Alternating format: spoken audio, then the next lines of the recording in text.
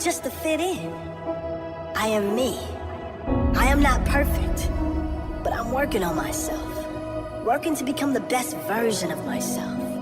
I am working on myself to continue to expand my own self through my own work, in my own way. I am me.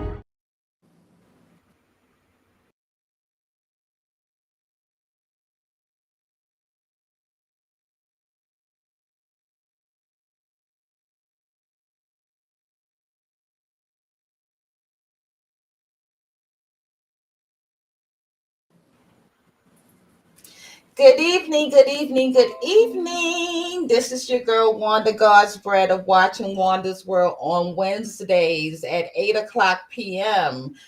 Tonight, I am honored to say that I have my sister girlfriend, Maisha Kurt.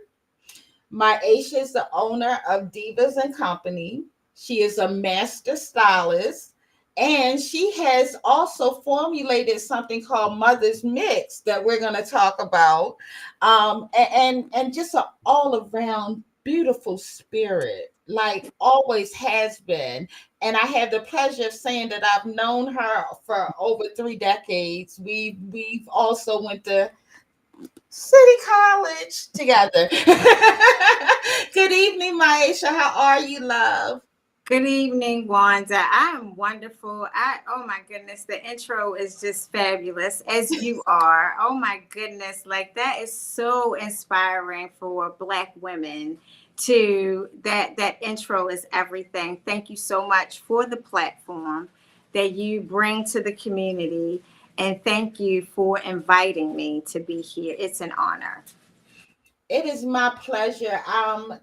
Like I said to you when I asked you, I didn't know if I had ever told you, but I always have found you, even in high school, to be a person of such integrity. Wow. A person that has always been inspirational. You've always carried yourself in a way that made other women want to step up their game. Oh wow. Oh wow. Honestly. Oh, thank you. And you know, I say what I mean and I mean what I say. So oh wow, that means a lot to me. It it touches me in a space because deep down inside, because it's not always popular to be integral. It's not. right. It really isn't. And oftentimes you are isolated, you know, because we don't always have that community of women that we vibrate from that space, Right. Right. And when you find them, you can always reconnect at any time, like what we did. Whenever we've seen each other, it's always been love. And Right. we can, and when I said that, I'm sure you can think of some women in your mind that cross your mind that no matter how much space is there, time, distance, life, whatever, there's still a genuine connection. Exactly. You can pick up like you just talked to each other yesterday. Absolutely. Yeah. And I love that about, like I said, every time I go to the crab feast, it's like when I go, I think we've probably been there at the same time twice. And I didn't go this year. When I found out you were there and I wasn't, I was like, dang, got it. Like it's certain people that I look for. Yeah. And I thought to myself, I was like, I thought I would see you. And I obviously didn't see you, but I don't go often either. But when I go, it is such a treasure. I tell you, it is such a treasure. And I admire those people that stay so connected to our class and our school annually and throughout the year. I just think that that's awesome. But life doesn't always afford me that opportunity to be there. But when I go, it is such a treasure. Like I wake up the next morning going back in my mind all the people that I've seen and yes, like love that you feel when you're there. Like it's all love. Like It's awesome. Exactly. So we have Nicole. She said, "Hi, Maisha," and my Hi, girlfriend Tangela is saying good evening. My girlfriend Laquita and Tanya, Shantae's sister. That's either Shantae or Tanya, one or the other, Nicole. and May May. Good evening, ladies. We have my Aisha of Divas and Company. So my Aisha, when we were in high school, number one, she okay, it's Shantae. So Shantae is on here. Hi, Sean. So was she was in charge of our modeling group Rhapsody Oh, wow, and right. Bring the Fire. And on top of that, even back then, Mama was doing hair. And I mean, she was doing hair at the time. I don't know if she had been formally trained, but she was doing hair better than like most hairstylists that we were going to the salon. Right. So, Ma, when did you realize you had a passion for hair? How did you realize you had a passion for hair? And what made you go forth with it? So it's such an interesting story because like it started when I was really young. Remember the doll heads that we would get like Barbie or whatever? And I had a Right. neighbor, and honestly, her doll head always looked better than mine. And I had a problem with that. I did. I wanted, What you say? Oh yeah, I no. was like, how does she get it like that? You know? And so I had this babysitting job, and my mother would make me pay for my hair myself. And once I got this little job, and I didn't like that because I'm like, well, I can't go to the mall and buy little stuff, records like the Prince record and posters, stuff like that. So I decided that I was going to try my hand at doing my hair. And I did, and it worked. And I was able to, it was money driven at first. It was just like, I just wanted to keep my own money. So Right. from there, I remember moving with my father, and I had 3 girlfriends, and I used to go to desk set, and everybody was going to desk set. That set was That's right. And I would just sit in there and just watch and watch and watch. And I'm like, I can do this. I can really do this. So I did my hair one time, and my girlfriend Shawnee was like, your hair looks so good. You went to the hair salon? And I was like, no, I did it myself. So she wanted to come. And so that's where it started with Shawnee. She was the very first person that I did. And it grew. And my stepmother at the time, she saw that this was happening like every Saturday, every other Saturday. So she started picking me up products. I didn't think about charging. It wasn't about that. It was just fun. And so I started out charging $13 for a hairstyle. For all of that you was doing? $13.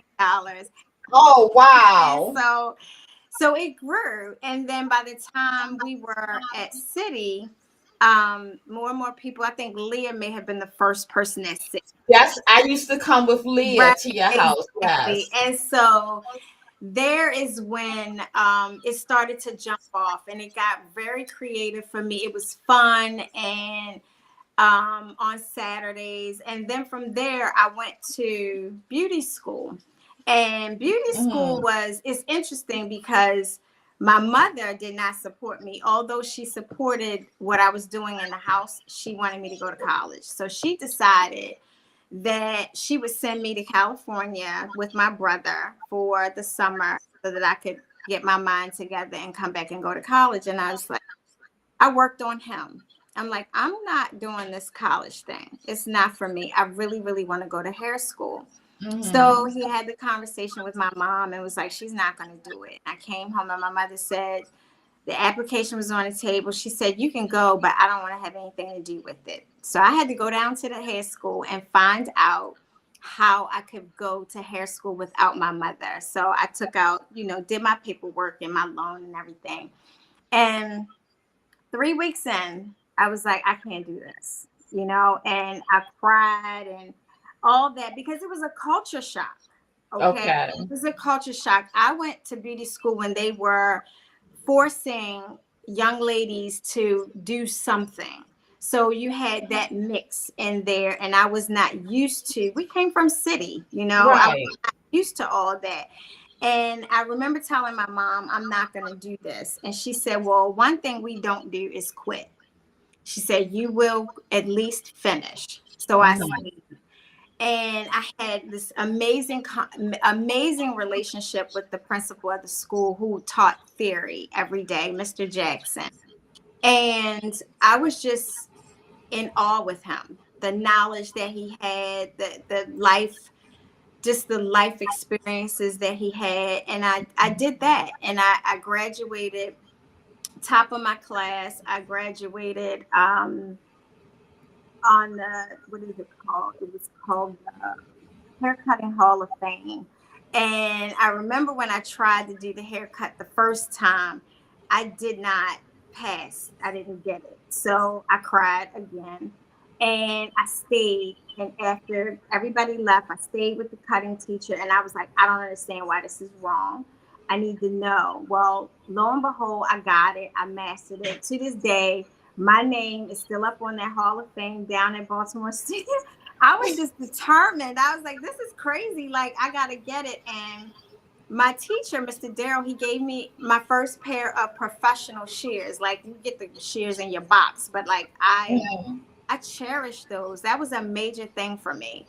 And from there, I went into a salon. It was called Loose Ends. It was owned by this woman named Ronette. And Ronette was my cousin's friend. And I always admired her. You know, she always had these like great shoes on. And that was the thing. I was like, I want to have great shoes like her. Right. Okay. So the things that motivate us. Exactly. I'm like, I want that. And so I worked in her salon for like 2 years or something. And she decided she wanted to move. And I was like, we went to where she was moving. And I was like, I don't want to do this. I think that I want to do it myself because I felt like there was more that I wanted that I couldn't get under her salon ownership. And so I went to the owner of the building and I talked to him with $500 and I started a salon and he helped me. He gave me, you know, dryers and little things to help me because all I had was $500. And then that was a lot of money, you know. Right. And so from there, I did a cosmetic build out and I changed everything. I went and took a loan out. Well, I leased to buy some furniture from Mid-Atlantic. It was an older guy. And that's where it started. And I just always felt like women should not have to climb into a hole to get their hair done. And that the salon culture should always be a safe place. And for women to share and lean on each other, glean from each other. And that was what I always wanted. And to also, I didn't have women mentors. Like, unfortunately, nobody wanted to share. You know, it was like, you get yours because I got mine. And you get it. It's like the gatekeepers. It's like, you know, instead of everyone teach one, it's like, I got it. You figure it out because I'm going to get all of the money. Exactly. And even the woman, Ronette, she said to me the day that she left, she said, good luck because you're going to need it. And I was like, wow. Wow, really? Yeah, right. And I thought she would be like excited for me. Right. So that's where I set out to like mentor and train and develop stylists. Like that's my real passion. And I had a good run. I had a very good run. Like I trained a lot of people that went on to do great things as far as California and traveling with the opera, and it was a great run. And then we have the digital age comes, you know, it started creeping in and it changed things. And my salon, people grew, you know, they really grew, and I had some issues, and so there's a thing called a walkout, you know, and I had a business partner that I gave her some piece of the business because I felt like she had done something really great for me when I was not able to do it. And that was my thank you. And she walked out one day. And after that, it was like the shift happened. You know, it's that happened, the digital age is happening, and life was happening to me. So it's hard to define who you are when all of that is happening, and define who you are as a woman, define who you are in the marketplace, define what it is. Now, what do I do? So Right. that was very challenging. And I ran a very tight ship, and I studied at Vidal Sassoon in London, and I became a palmistry educator, and went as far as I could go with that. And I thought with that, I kept reaching and reaching, and I'm like, when I get to this thing at the top, which is what they call the top, right? I felt like that would be it. But when it happened, it was the IBS show, and you work main stage, and I made it, right? And I came down off the stage, and I felt like, where is it? Where's that thing that I was working for? I didn't feel it, right? Right. It wasn't there. And so I had to reassess and think, what am I doing this for? You know, what is this really all about? And that question is a question that I have to constantly ask myself, because the marketplace Changes with time. changes over and over again. And so it's almost like you have to reinvent yourself every so often. Absolutely. Absolutely. And so, you know, in doing that, it's hard. It was hard to let people go. It was hard to say goodbye, and, you know, all of that. And so I moved forward, and where I am now in the process is I really, really am focused on the next generation of stylists. And what does that look like? Because where we are in this industry is just not, it's not good. It's just not, it's not good. You know, it's like we are above what we are demonstrating right now. And I call it this thing, it has become transactional.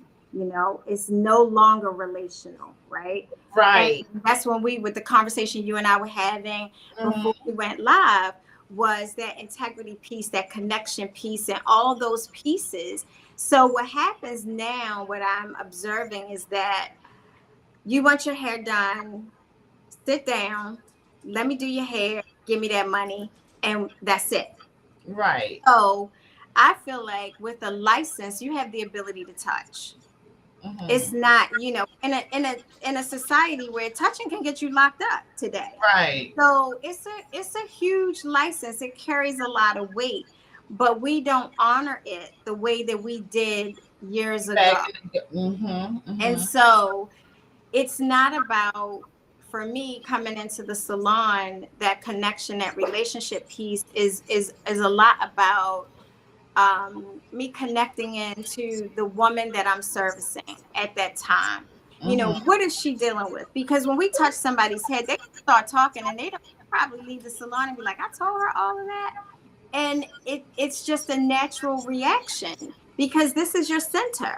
So if I'm touching it, you now become a little vulnerable. Right. And that's the same way I feel when I do someone's face. Like, my queen may sit down in my chair and she's slumped down and she's feeling defeated, and she you can tell her spirit is low. Well, when you get out of my chair, I want you sitting up straight. I want you feeling proud. I want you to have an experience. Right. Like, I don't want you to feel like, oh, I just went and got my makeup done. I want you to feel like she really made me feel good about myself.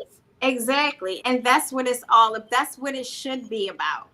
And that is the thing that I'm finding is the challenge right now.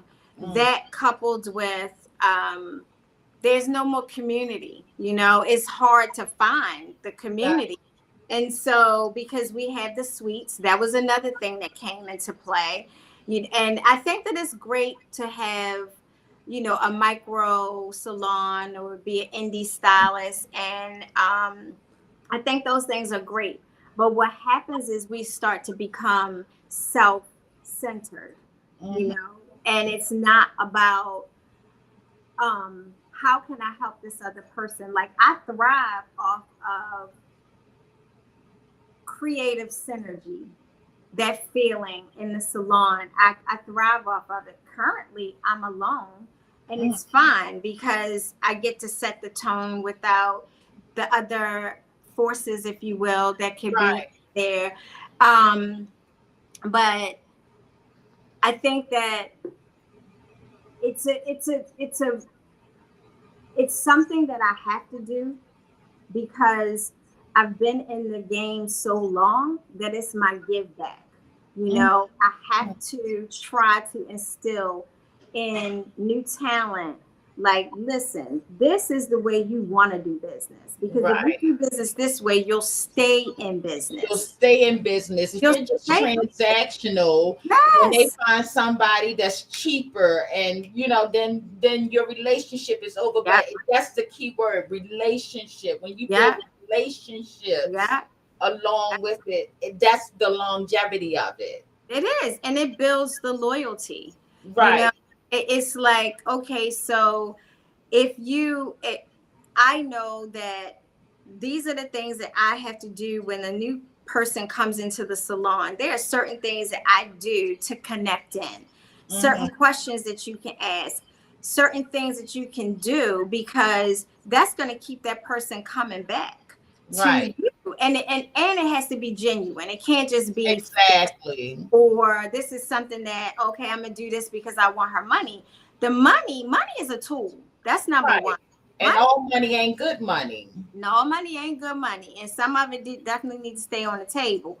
Right. But it's like, that's the thing that I'm finding. And I don't talk about other stylists. If somebody sits in my chair and they're like, well, she did this, my response is well, sometimes we need more education. Sometimes we are having a bad day, because I would hope that somebody would do that for me. Would grant you that same grace. Because I'm not always on 100. It's days where I'm really not. But I think that this career is very rewarding. It's hard. It's hard work because you're giving out creatively, you're giving out mentally and physically. So some people have this idea it's going to be easy and I'm just going to get the money and I'm going to go. Well, if that were the case, I would have folded a long time ago. Right. Because I've walked through housing markets crash, furloughs, all those things. You have clients that pass away. Right. You have clients that move away. So those things are just the things that come along with the industry. And if you keep I never, not one time, Wanda, did I ever think when it was hard, let me do something different. Like, oh, I'm going to go into real estate, or, oh, I'm going to go do this. It's ride it out. Just ride it out, because it changes. There are cycles with everything. Sometimes you up. I've had some really, really highs, and I've had some really, really lows. But that's where I feel like the passion is. Because when you have passion, it doesn't matter. I know you understand with the makeup. It's like when you get in your zone and you are painting a face, nothing else matters. Nothing else matters. But that connection with me, my client or my friend, because I don't like to even think of them as just clients. Yeah. There's a relationship there, and that passion surpasses what my back may be going through or what my mood may have been prior to me touching her, because it becomes about her and not me. And not me. I'm glad you brought that up. I'm so glad you brought that up. That's one of the things that I teach to new talent, because in our field, somewhere somebody said the stylist is important, is the most important person. That is so not true. It's so not true. And we have to remember exactly what you just said. It's not about me. It's about that other person. That's why you can work with a back issue. You can work with a mood that's a little blue that day. That's why I can show up with the weight of the world on my shoulder. But when I cross that threshold, I have to turn on, you know, for that other person. And that's really because when we feel like we are the important person, then what happens is your guest services start to decline. Right. You're not serving. You're not being of service. You are not taking on the posture of a servant. Now, I'm not a slave. Right. I'm not a slave. But even in a godly fashion, we are to serve. We are to serve.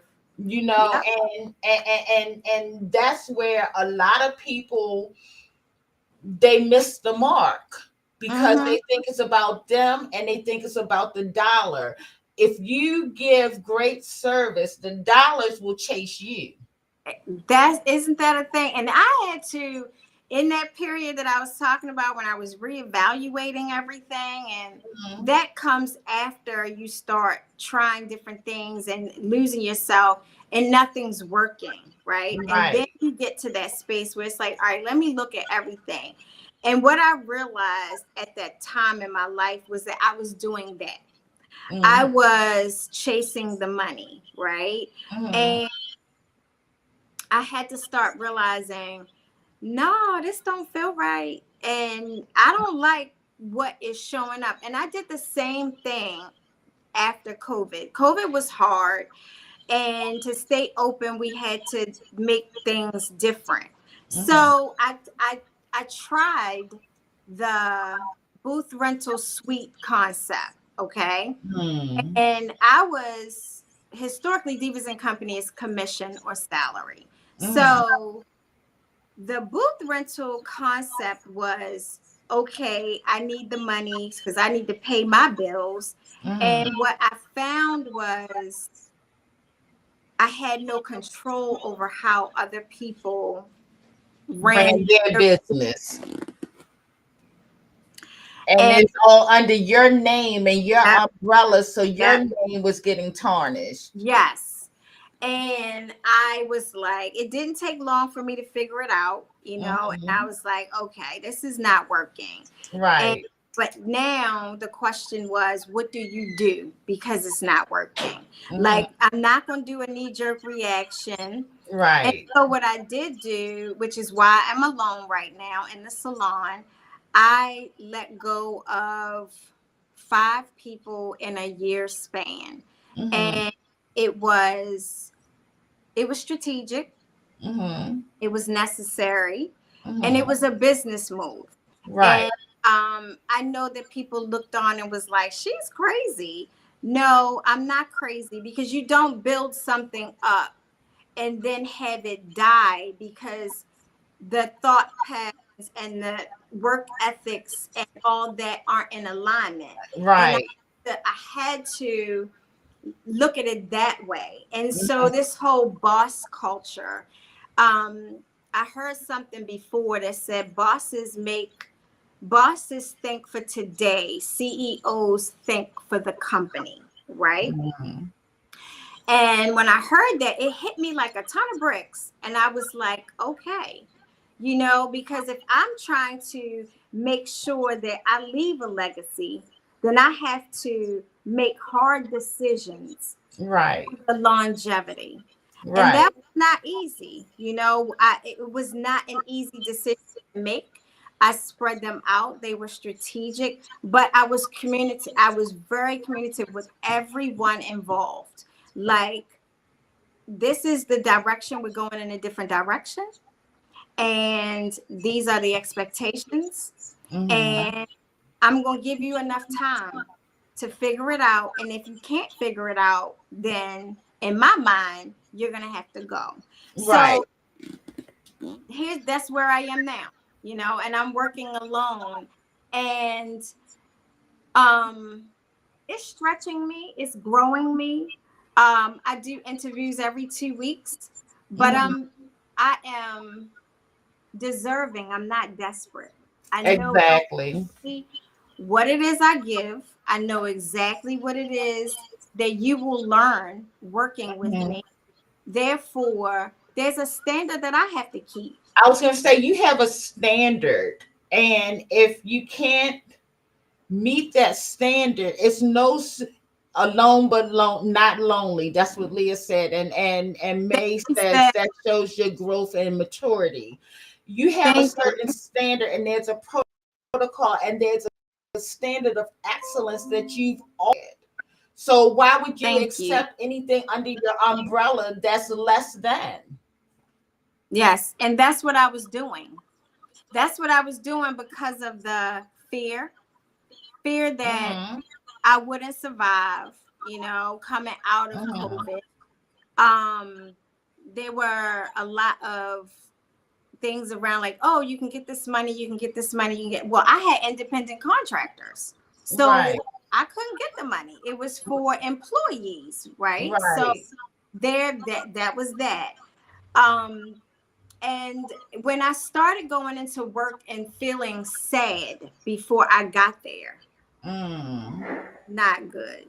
Right. And frustrated and irritated at work, not with people per se, but with behavior and work practices. Because like you said, that person is the most important person that pays me. They pay my bills. They give me they afford me the lifestyle that I live. Right. So that person is most important. And then the practices in the industry, I just gotta say this one out here. This no shampoo thing, like don't come with your hair shampooed. And listen, stay bored. Our procedures start with that. So that's mandated. I don't know where they get this from. I don't know why they're doing it. And when I started seeing that, I was like, wait a minute. This is not happening. Right. And it was that, and it was just other things. So I had to step back and look at like, who am I? What is Divas and Company? And I'm like, I'm gonna return to the core of the business. Right. The core of the culture of Divas and Company. Who are we? We specialize in hair care. We are professional. We are a sisterhood. We are a safe place for women. We are, professional. Those things. And I'm not going to let the standard of the industry change that. So with that being said, then these other very, very talented stylists, it's not a good fit anymore, and I felt like they are a better fit for a suite environment. And that's okay, because you can do it however you want to do it. And so when you are a salon owner, you have to think about, is this person that you're hiring, is their guest list going to mesh with your guests? Guest list, right. Because people leave for every other reason besides a bad hairstyle. Every other. It's the smallest thing to the biggest thing. And when we miss that piece and we're like you said, I'm the star, I'm the most important person.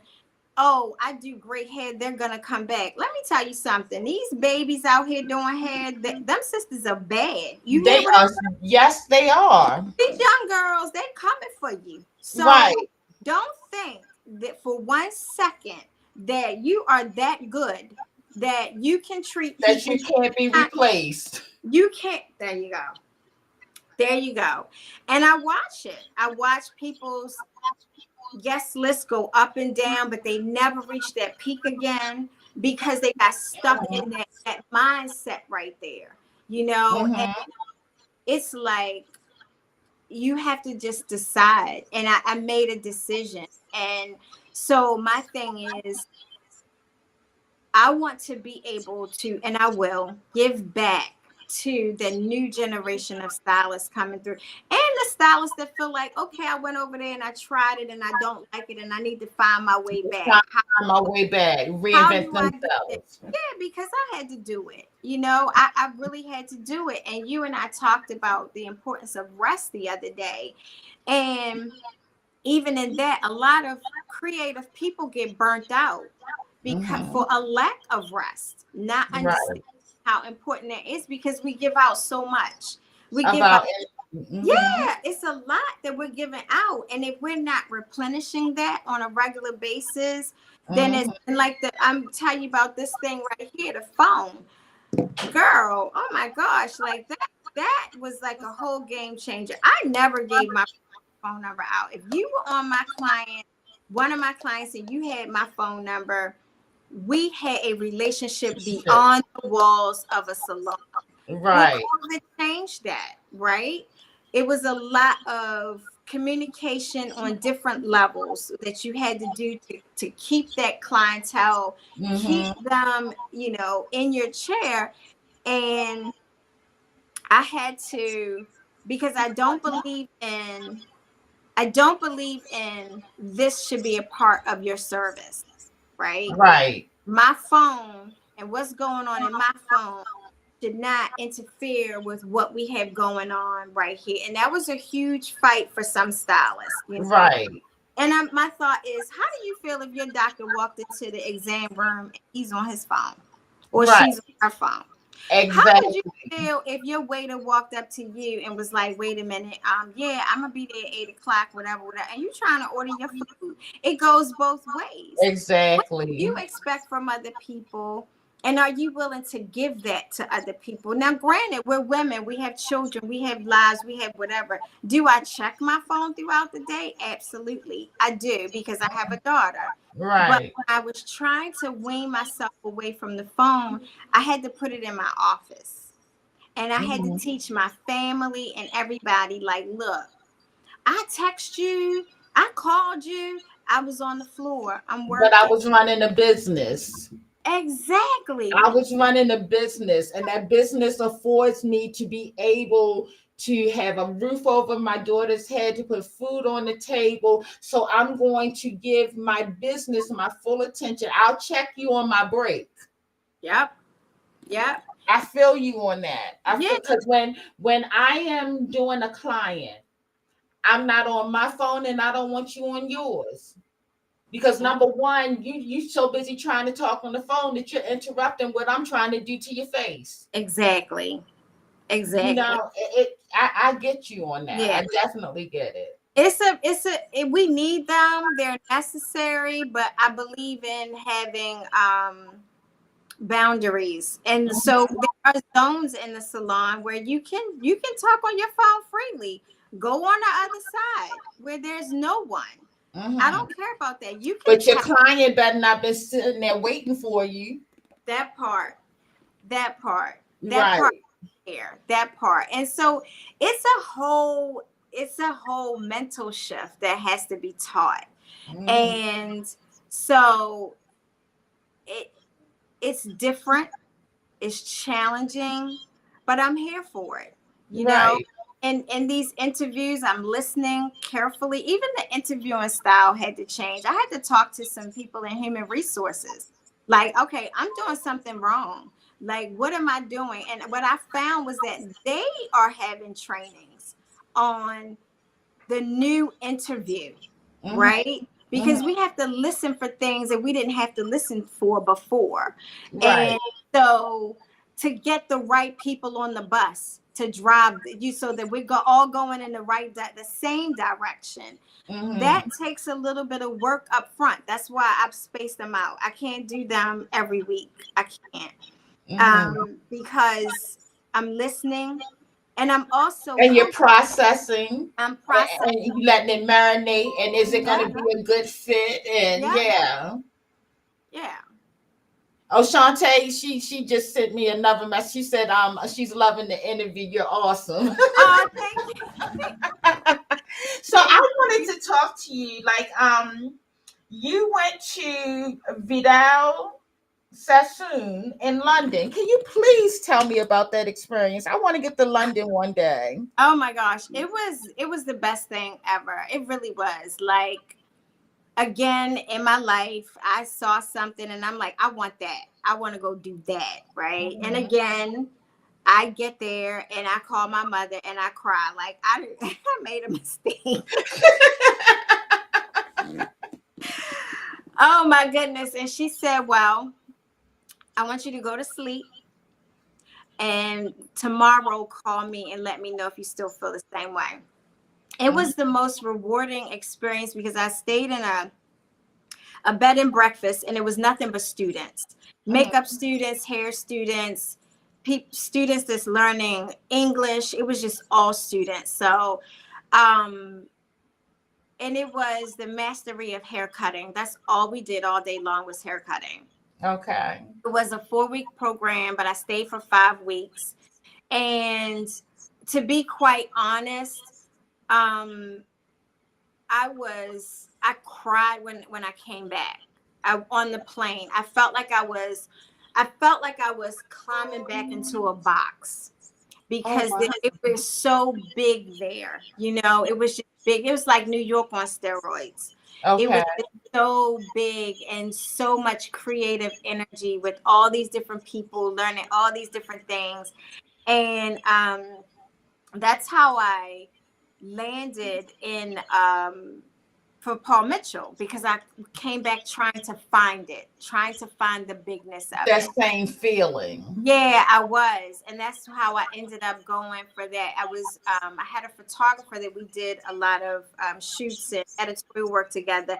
And he actually told me about Paul Mitchell. But while I was in London, I met some really great people and I was able to hone my craft around some amazing teachers that were excellent in what they did. And the art of it, like I never saw it as an art, but when I went there, it was really like an art form. And it was amazing. It was an amazing experience for me.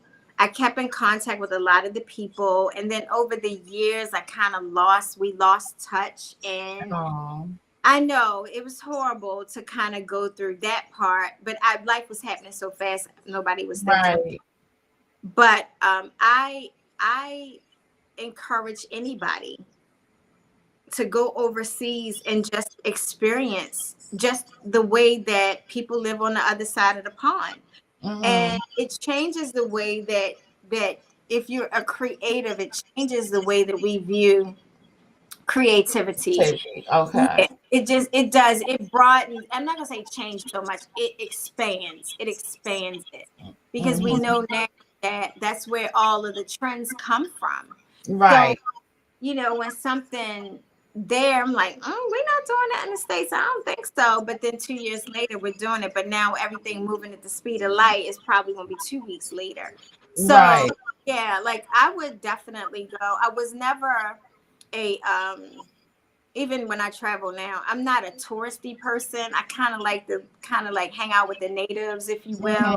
I want to find out where you eat. I don't want to eat like over here. Right. Got it all. Yeah. Set up all pretty for people. I want to know where the people eat that live here. That live here, exactly. Yeah, and where that's do like when we go to Jamaica. Like Eric has experienced there, so he's going places like they probably would tell the tourists not to go, but I'm getting a real Jamaican experience. Exactly, and that's how I feel like you experience a place. You know, you experience where you are. They drink a lot. Like, I mean, everywhere you go, somebody wants to give you a drink. Okay. So right, it's fun in the beginning until you realize you can't hold your liquor, and that was me. Right. But I learned that, you know, take a sip here, take a sip there, instead of completing the whole drink. Exactly. So yeah, go ahead. Oh no, I'm going to finish your thought. I'm sorry. I don't even think I had one. Go ahead. Okay, so now we touched on Paul Mitchell, and I noticed that you're a master stylist. What makes someone a master stylist? So yeah, that's a great question. So I'm a senior cosmetologist, because that is awarded by the state. Mm-hmm.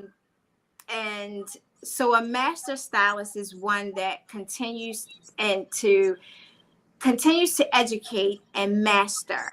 So I'm also a trichologist, and so you have these.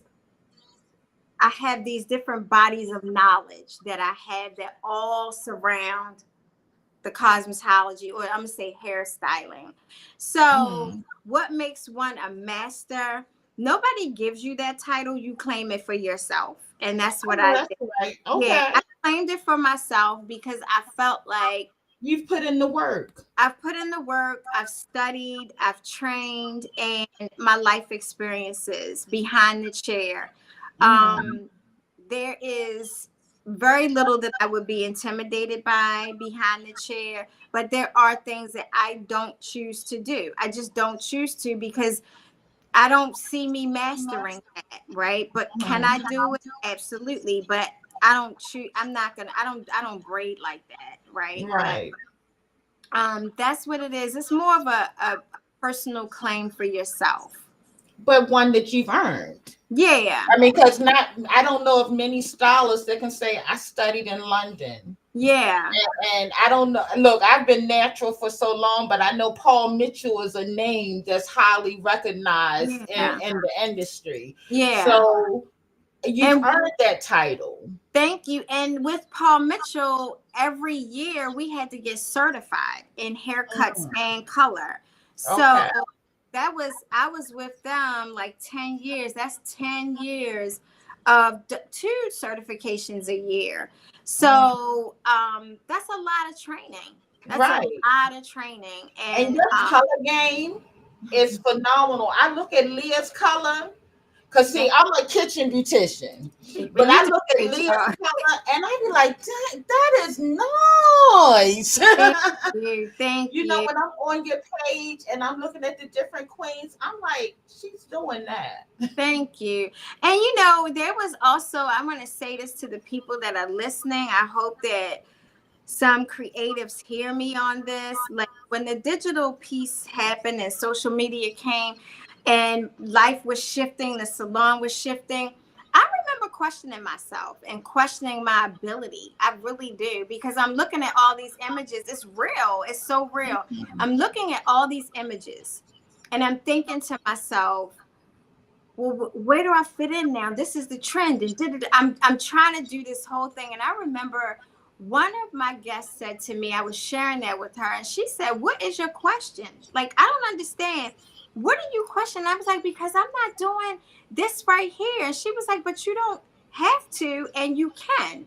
Right. I'm sharing that because I think with all the flooding of all the images that come to us, that comparison piece, you Mm-hmm. know, stand in who you are and what you do well. And that is what I had to really, really dig my feet into right around that time. And you know what I'm talking about, that time before, like now everybody's on it, right? But it was that time where we were creeping up, you know, onto it. And we were, you know, more people were getting on, and, you know, salons and stylists were trying to figure out what their platform was and all that. And I think that as a creative, if you are not sure of yourself and confident, you can get lost in that.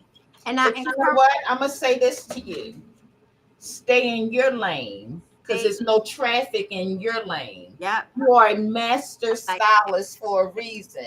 You've had the training. You're not going to be like everybody else because let's face it, everybody else is not on your level. yeah. Thank you for that. Thank you Oh, for but you know I mean it. yeah, I appreciate that. And that it was something that I had to learn. I really did.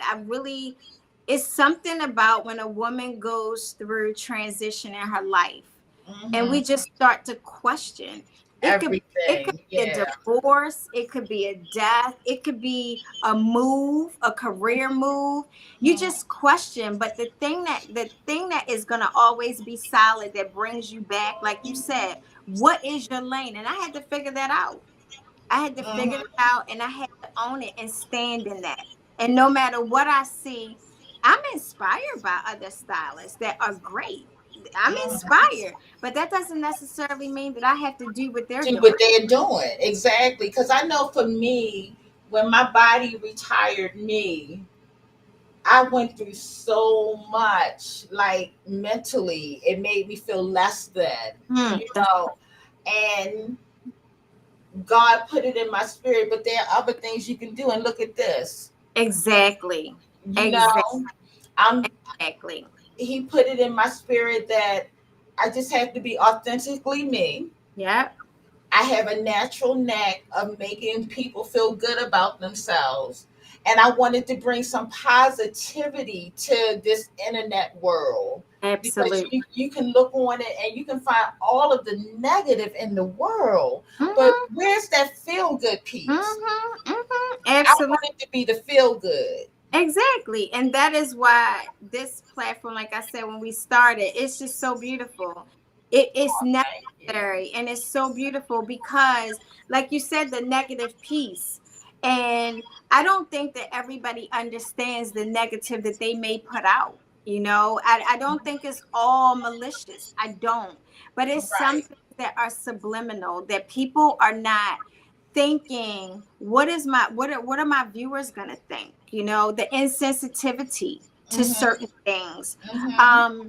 And when you find a space that is safe, that is positive, that uplifting, inspiring, all those things, we should gravitate more to that.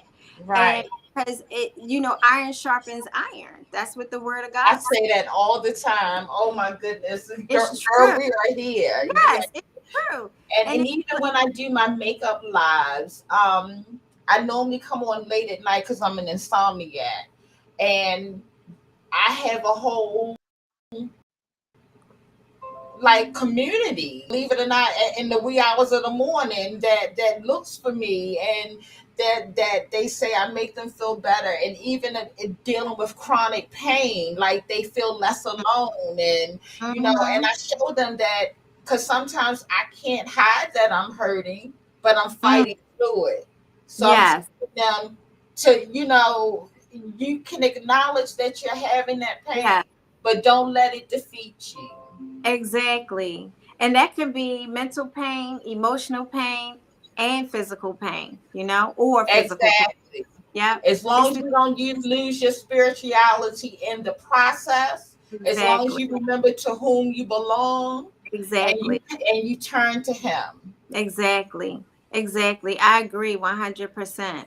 And Now, even in the careers that we have, it's important to be able to have that center that we can go back. mhm, That center. yes, It's not always beautiful every day. It's not, like I said earlier, it's hard work sometimes, and I can be mhm, drained. But I can have a Saturday afternoon. It's the end of the week. I'm drained. I'm tired, but that last guest needed a little bit more from me, and mhm. everybody's gone, and we get to sit and chat and chew, and sometimes tears can flow or Right. whatever, and a hug and an embrace.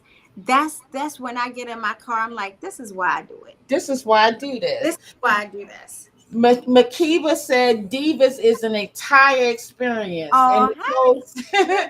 Nicole said you can stay in your lane and switch lanes whenever you want to. It's okay to be creative and move around too. Amen. I love that. Amen. Oh, I So love that. now, Oh. and sending over your information, you said that you have the Dorsey Kirk Academy. What is that exactly?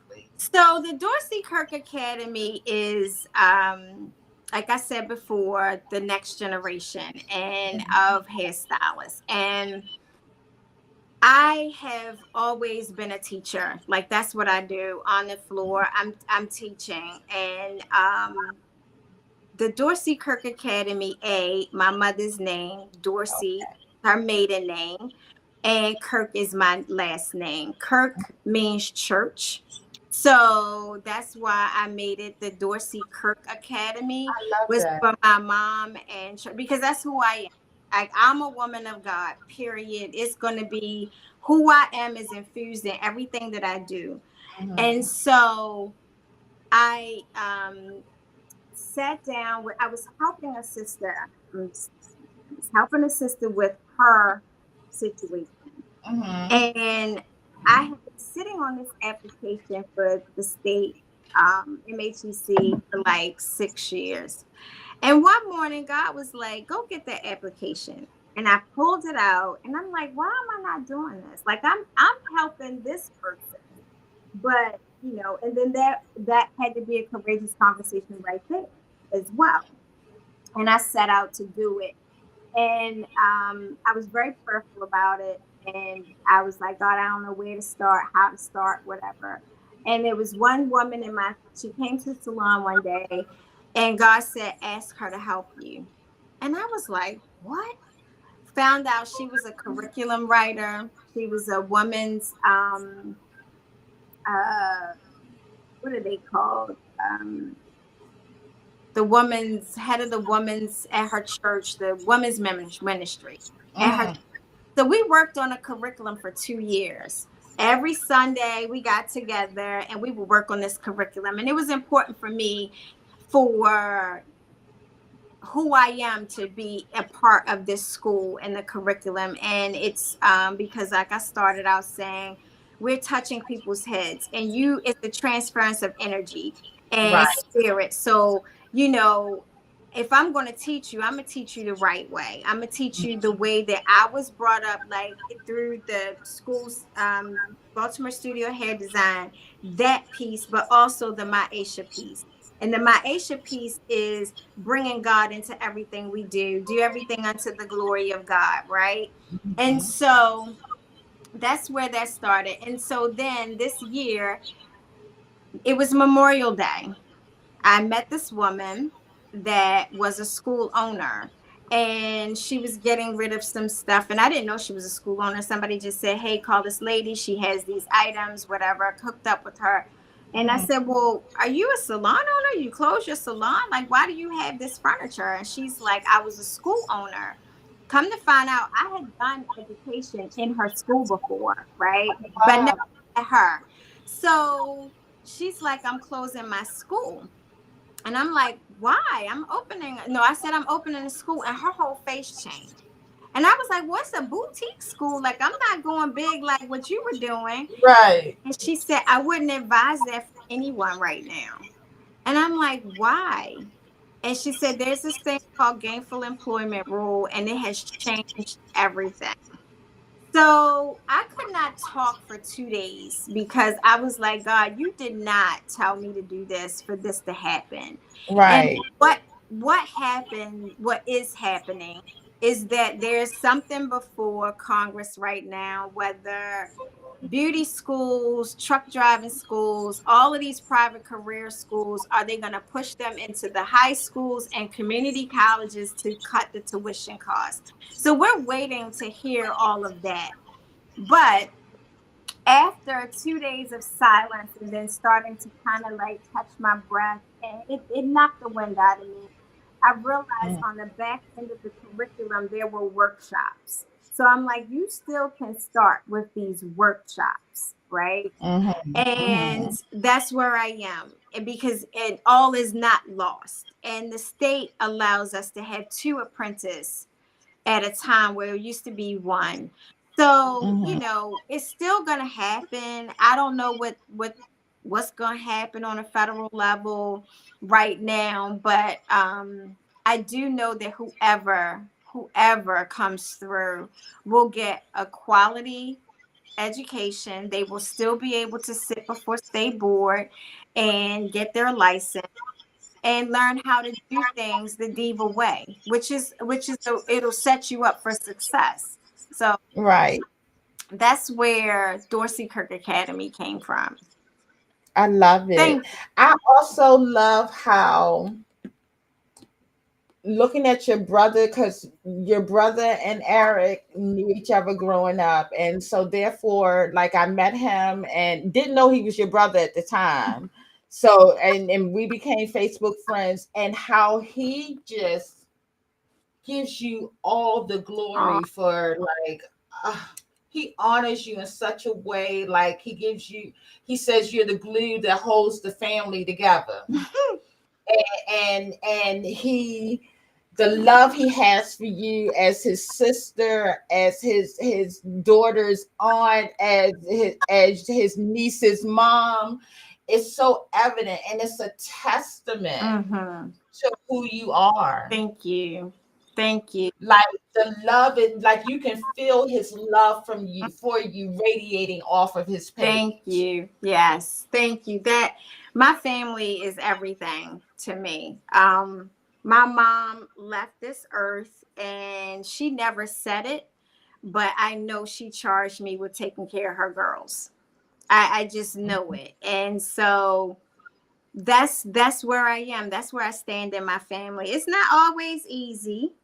Sometimes, you know, I'm a girl first, so I'm going to side with the girls always, even if they, even if they're wrong. But we'll deal with you being wrong later, and I'm gonna teach you how to have courageous conversations with your dad, because that's something that I struggled with growing up with my dad. I live in a all boys family, and I'm the only girl. So, and then we have all these girls. So I am honored and fortunate, and I take each one of them as they are. You know, it's like each one is different. My communication style with each one is different.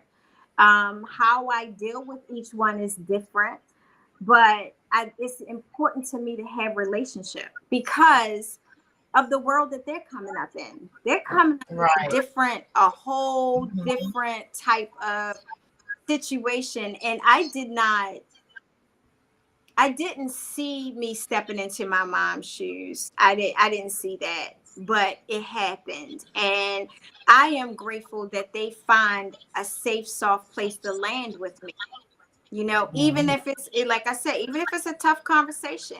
I had one niece tell me one time, she was like, well, I knew you were going to say this, that whatever it was I said. And I said, and you know who I am. You know exactly who I am. I'm not going to ever change.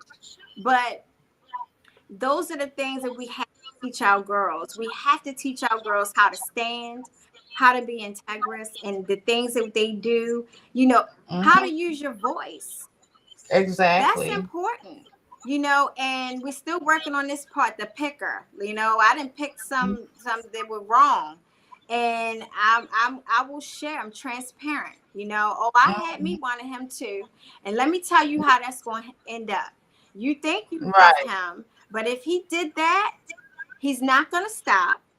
Ask me how I know, because it didn't stop with me. When people tell you who they are, not believe them. That part, and that's just who they are, and you can't change them. Change them. And stop thinking you can change. They're gonna change for me. No, they're not. No, they're not. No, they're not. No. Different conversation for a different right, girl. We could go on for days with that one. So now, also, you said you are a mission-minded motivational speaker. Explain that to me. So, mission-minded means God is in the center of everything. That's my mission on this earth. I love it. As many women and people in general, that I can impress upon you that Jesus Christ is Lord and Savior of my life. And if you let him into your life, you will be amazed before you leave. Like that's my mission, you know. And because even like with the business piece, if I didn't have God, I don't know how I would be here, to be quite honest. Amen. He has kept Divas and Company like over the years, and he's all I have. You know, he is all I have. He's my everything. So I can't do anything without him. So if I'm going to be mission minded, yeah, we can talk business. Yeah, we can talk femininity. We can talk, you know, career. We can talk all these things, but you're going to hear about the Lord of my My life Lord. in that. That's my mission. Mhm. From the very beginning, I've been taking people to church with me from the time I started. Like, you gotta come, like, you gotta come feel this, because this feeling is good. And so I try to infuse that in everything Mm. that I do, even down to the interviewing process. I don't ask faith-based questions, but there are questions that you can ask to kind of feel a person out. Feel it out. Yeah, Mhm, because the mhm. two can't you can't have, and I've had it, you can't have two different forces living in the same space, whether it's a Okay. workspace, whether it's a home, whatever. So that's what that part means for me, is that, and I used to shy away from it, Wanda, a lot. You know, Mhm. I would compartmentalize. Like, okay, these people over here are believers, and I can talk about it over there. But today, the word says, "Don't be ashamed." Right. So I can't separate. And then you have people calling it so many different. I'm spiritual. I'm this, and some are just atheists, and some of this that, and I found that at first I I wasn't mentioning it, but then I said I'm not being true to me, Absolutely. and so if my daily prayer is, God, as I go about this day, let people see you working in and through me, then why am I not mentioning Amen. you? Amen. Amen. And that's a chokehold from the enemy, but yeah, another conversation for another day. It is Right. true. It is absolutely true. And that is the light. That's the light that you carry. And we have Michelle Obama's book, The Light That We Carry. It's true. All of that Mm. is true. Like, why am I in the earth? Why am I in the earth today at this time? It's not just so that I can do a great hair color, which is awesome that I'm able to do that. But what am I doing? And we've been talking about this throughout the entire interview. What am I Mm. doing while I'm doing that? When you said, I Right. want her to be uplifted when she leaves, I want her to feel good when she leaves. You know what? That's not Wanda doing that. That's not my Aisha doing that. That's the Right. spirit that's in us, moving through Exactly. us to those people. And so being mission minded, that's the mission. That's the Amen. mission. Amen. So tell me about Mother's Mix. Oh my goodness. So when my mom passed, it was a way for me to dive into something to honor her. Mhm. And as you can see with Dorsey Kirk Academy, I'm still trying. Like, I don't have her here. And this is where my grief goes. It goes into legacy. And so Mhm. Mother's Mix is a healing product. And I developed it. It actually, someone that worked in the salon, she pushing me to do it. And so I set out to do it. And for like 2 or 3 years, I was tweaking the formula. And my mom had a beautiful head of hair. Like, Mhm. it was beautiful. So that's one of the reasons why I called it Mother's Mix, was like for her. And I wanted a product that would help women with hair loss and hair thinning and the issues that we have. And it does just that. And with the product, it's not something that I can just make like that. It takes time. I have to be in the right space, the right mental space. I have tried it like that, and it was a bad batch. Um, Okay.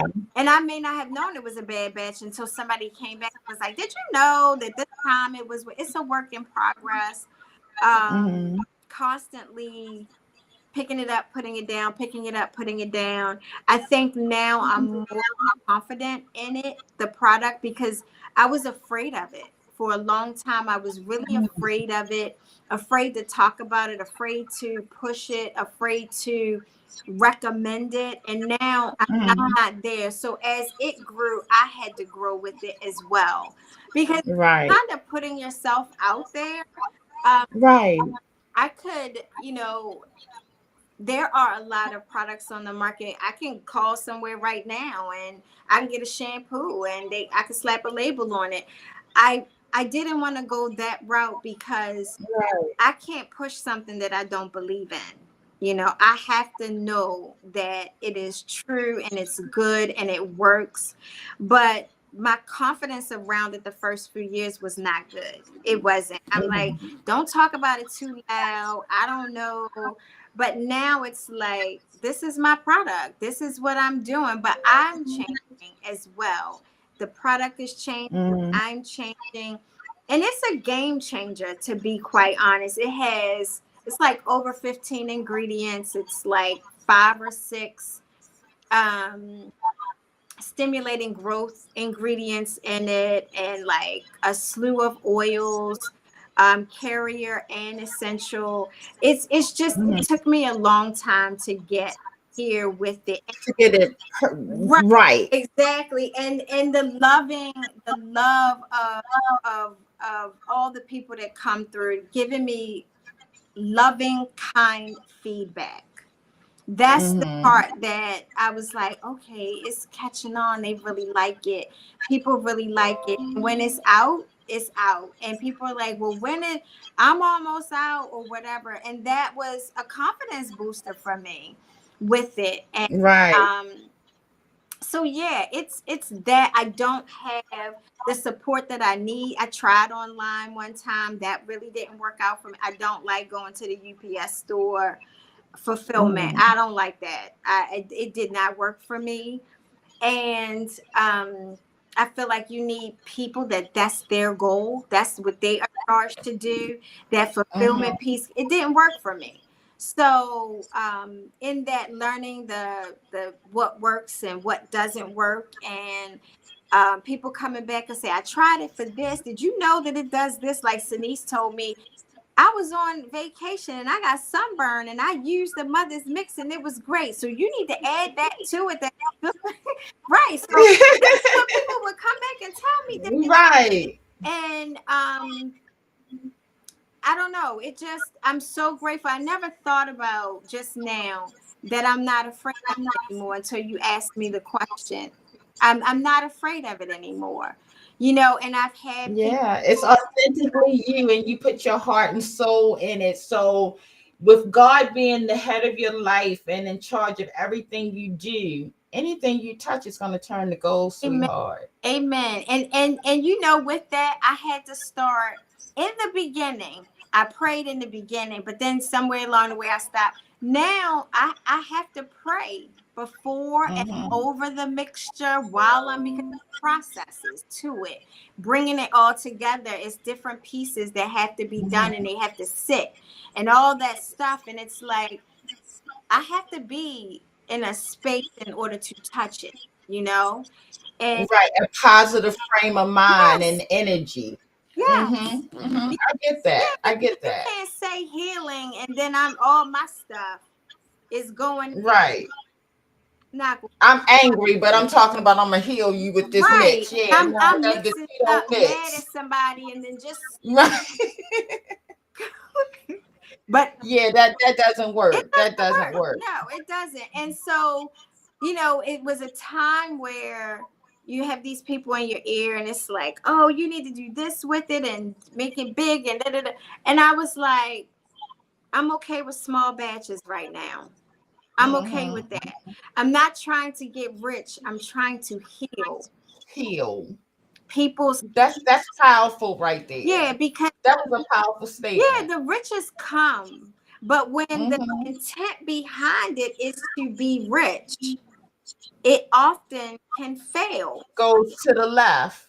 Right. And rich can mean so many things, because rich spiritually, Yeah. like that feeling I get when somebody says it did what it was supposed to do, and now my hair's growing back and I don't feel embarrassed and I don't feel like I have to wear a hat. Yeah. And that's a richness that you can't get from money. You can't. And it makes a difference, you know. And as a trichologist, as a hairstylist, as a master stylist, a senior cosmetologist, I was able to create something that I know works, right? Exactly. I know that it works and it works on me. And I still sometimes am amazed. Like I'll use it just because I'm using it, like whatever. And then I calm my head down the next day and I'm like, I look great. Like, wait a minute. Like I got a whole new hairstyle. I said, let me find out. So I'm still discovering things about the product.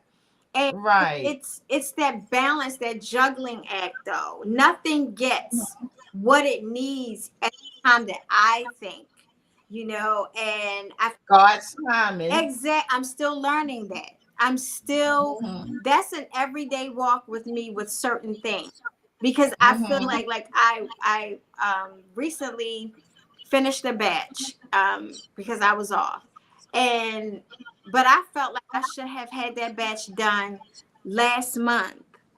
Okay. But it's not about you, Maisha. It's really it's not about you because you could have rushed it and it would have been another mediocre batch. Right. So I had to submit to the process. I love that. And that's a lot of times we have to humble ourselves and submit and be obedient when we want things the right here, right now. We want immediate gratification.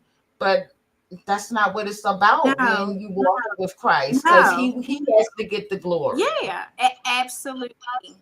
He has to get the glory. And even in going different directions, I've had conversations with people and I'm just like, doesn't feel right.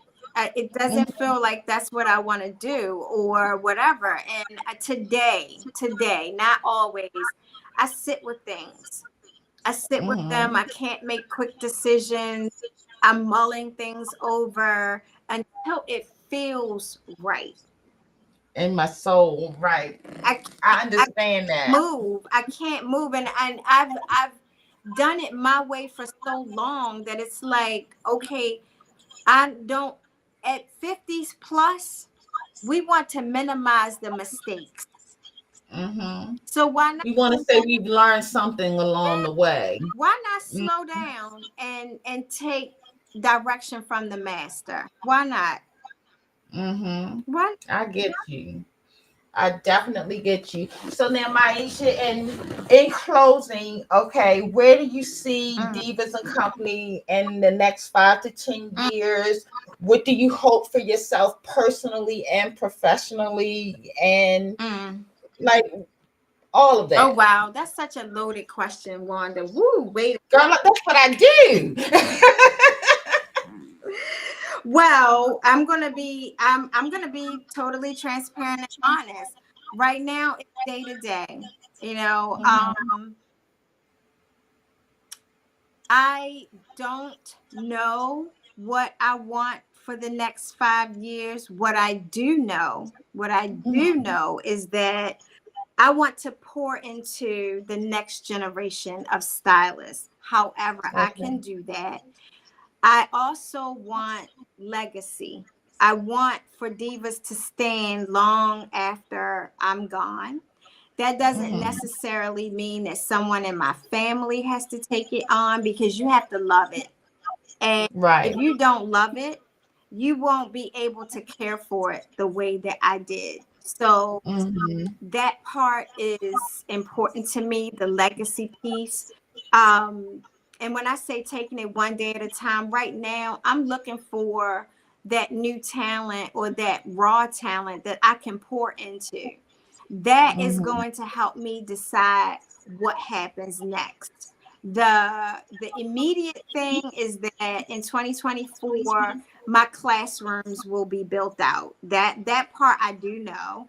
I don't know what's gonna go on, but I do know that walking with God, I have to continue to do my part. So the next thing is to It was part of why I let people go. I need the space to build out the classrooms. So that is something that makes me excited right now, is the bigger project for that. And what I want for myself, I think you asked me that, didn't you? Okay. What I want for myself is I want to be able to stay in a state of peace regardless. Peace is so important to me. That's important to me. Like, I want at all costs. All costs. I guard it like it's a government secret. I want to stay in a place of peace, and I want to be able to vibrate from my authentic self. And I'm still discovering what that is, right? It might be, like Maya Angelou said, it might take me forever. I don't know, a lifetime. But that's important for me too. And right now where I am is focusing in on honesty. Like, I always thought I was an honest person, and I am. But there are things that I'm not a truth teller in, because I don't want to hurt your feelings. I'm working on that. I'm working on being a truth teller, because I need to honor me, not necessarily thinking about that other person first. That's what's important to me right now. Like, peace, my classroom being built out, and just being authentic as I can possibly be, because I spent so many years hiding from myself. I lost who I was. It's like, where's she at? Right. Trying to appease everyone else. Yep. I said my first 50 years, I lived for everyone else, and I spent a lot of time in tears and in pain. And my next half century, I'm going to live, I'm going to laugh, I'm going to travel, I'm going to make love. Whatever makes Wanda happy, that's what I'm going to do. Absolutely. And that's what it is. And the big business thing, like, I'm not there with that anymore. Like, that's if that's what God grants me, then I will willingly accept it, right? And be so gracious for it. I am about quality today. Right. It's not so much quantity. It's because a dynamite is powerful, yet it's small. Right. That part. So I'd rather have the small classroom than a chain of schools. But there was a time where a chain was my goal, right? Today it's not about that. That's growth. That's growth, because you understand it's more important than the like you said, the quantity as opposed to the quality. Exactly. Because here's the thing, and I'll end on this, with mental health being what it is. And I've had my struggles with mental illness. What we do, you never know. Somebody come to see you, and they just felt like they had to get to you to give them hope, right? And that's important. And so I want to be able to impact the next generation of stylists to understand that. Like, you are more than just, people come to you for more than just a hairstyle. It's bigger than that, Right. And I love when somebody is sitting there and they're crying and they say, all I can was, I just need to go get my hair done. She thinks she was getting her hair done, but it was bigger than that. That's important to me. It really is. And that's a perfect ending note, like, to understand that all of us are bigger than the job itself. We have a bigger purpose, and that we have to be kind and be cognizant of the energy that we are putting out and how we treat people. Exactly. So I think that's the perfect ending. Yeah. Awesome. This was so awesome. You are so awesome. You really are. You are so awesome. Thank you. Thank you. I appreciate you saying yes. I appreciate the knowledge that you give out. I will be playing this several times, so I've already shared it to your page. Oh, And I'll loop it a couple of times. I'm going to play it throughout the week so that anyone that didn't see it, at some point they will. okay. I don't have my glasses on, but I think somebody had a question like early on. And wait a minute, let me go back. Somebody was trying to solicit me in something, and I just ignored it. Good. Yeah. Okay, I just want to thank you so much for being you, for always being you, for always being a person of integrity, of love and light. Thank you. Thank you. And thank you for that, Wanda. And thank you for the opportunity to share my truth.